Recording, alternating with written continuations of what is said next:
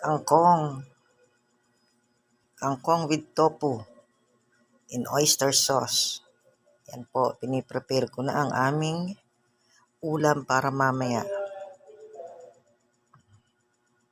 Kasi abala tayo sa YT.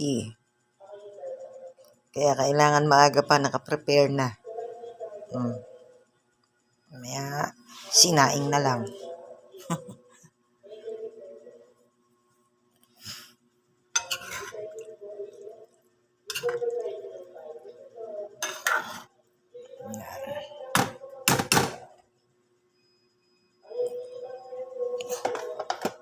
Okay. Done na. Let's cook.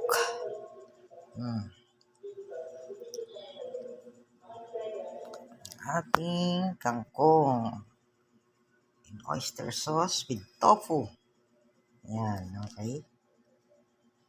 Bye.